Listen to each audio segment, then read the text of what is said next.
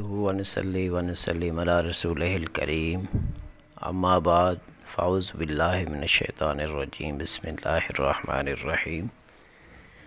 معزز سامعین کرام، آج کا ہمارا موضوع ہے اسلام میں عبادت کا تصور۔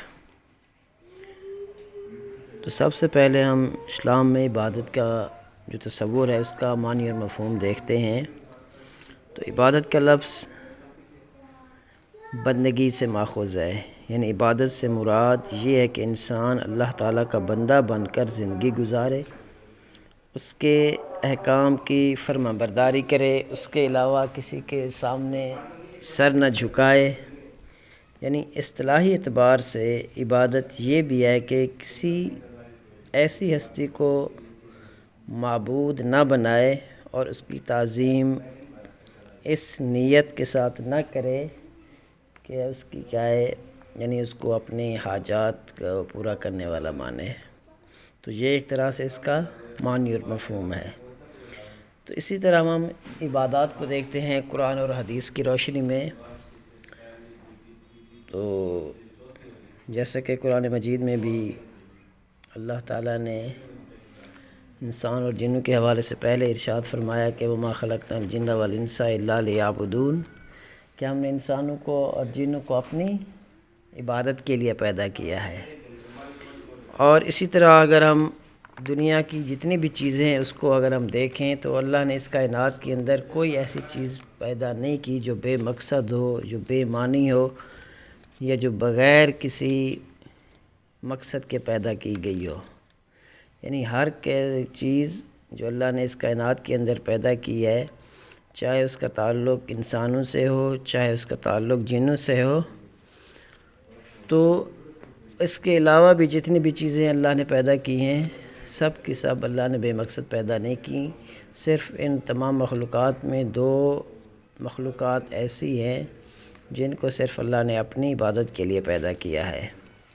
جیسا کہ پہلے بھی آپ کو سورۃ ذاریات کے اندر اللہ نے بتایا ہے کہ وَمَا خَلَقْنَا الْجِنَّ وَالْإِنسَ إِلَّا لِيَعْبُدُونَ، کہ میں نے جنوں اور انسانوں کو صرف اپنی عبادت کے لیے پیدا کیا ہے۔ پھر اسی مقصد کے لیے اللہ تعالیٰ نے لوگوں کے اندر، انسانوں کے اندر انبیاء بھیجے، رسول بھیجے، تاکہ وہ اپنا تعارف کرا سکیں اللہ کا کہ اللہ کون ہے، اللہ نے ہمیں کیوں بھیجا ہے اور ہمیں بھیجنے کا مقصد کیا ہے دنیا کے اندر۔ تو اسی طرح سے اللہ تعالیٰ نے ایک جگہ پر ارشاد فرمایا سورۃ انعام کے اندر کہ آپ فرما دیجئے کہ بے شک میری نماز اور میری قربانی اور میرا جینا، میرا مرنا اللہ کے لیے ہے جو تمام جہانوں کا رب ہے۔ اسی طرح رسول اللہ صلی اللہ علیہ وسلم نے بھی اپنی بہت ساری احادیث مبارکہ کے اندر ہماری اس طرف توجہ دلائی کہ ہم انسانوں کا اس دنیا کے اندر بھیجے جانے کا کیا مقصد ہے، یا اس کے ساتھ ساتھ جو اللہ نے رسول اور انبیاء بھیجے ہیں ان کو اللہ نے انسانوں کے لیے کیسے اپنا خلیفہ بنا کر بھیجا ہے۔ جیسا کہ قرآن میں بھی ہے، جب اللہ تعالیٰ نے حضرت آدم علیہ السلام کی پیدائش کی تو اللہ نے فرمایا کہ قالوا جاعل فی الارض خلیفہ، کہ میں اس زمین کے اندر اپنا ایک نائب بھیجنا چاہتا ہوں، اپنا ایک خلیفہ بھیجنا چاہتا ہوں۔ تو وہی نائب، وہی خلیفے اللہ نے انبیاء اور رسولوں کی صورت میں اس دنیا کے اندر مبعوث کیے۔ تو آپ صلی اللہ علیہ وسلم کی حدیث مبارکہ ہے کہ بنی الاسلام علی خمسۃ شہادۃ ان لا الہ الا اللہ وان محمد رسول اللہ واقام الصلاۃ وآتوا الزکاۃ وصوم رمضان وحج البیت، کہ اسلام کیا بنیاد 5 چیزوں پر ہے، اور اس بات کی گواہی دینا کہ بے شک اللہ کے سوا کوئی معبود نہیں، اور بے شک حضرت محمد صلی اللہ علیہ وسلم اللہ کے رسول ہیں، اور نماز قائم کرنا اور زکوٰۃ دینا اور رمضان کے روزے رکھنا اور بیت اللہ کا حج کرنا۔ اسی طرح یہ وہ یعنی اسلام کے 5 بنیادی ارکان ہیں جن کو رسول اللہ صلی اللہ علیہ وسلم نے اپنی ان احادیث مبارکہ کے اندر بیان کیا ہے۔ کون کون سے ہیں؟ سب سے پہلے کیا ہے؟ کلمہ شہادت ہے، پھر نماز ہے، روزہ ہے، زکوٰۃ ہے، اور پانچواں اور آخری ارکان حج ہے۔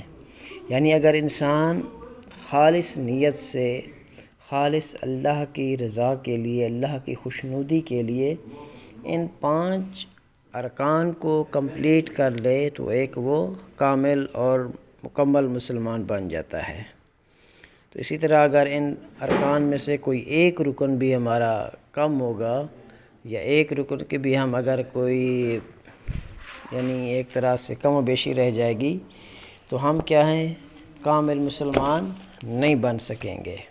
تو اسی لیے عبادات کے اسلام کے اندر جو تصور ہے اس کو سامنے رکھتے ہوئے ہمیں چاہیے کہ ہم اسلام کے بنیادی 5 ارکان کو سامنے رکھتے ہوئے اپنی زندگی گزاریں، اور اس گزارنے کے لیے اللہ نے جو انبیاء اور رسول بھیجے، پھر ان کی جو تعلیمات ہیں اس کے اوپر عمل پیرا ہوں۔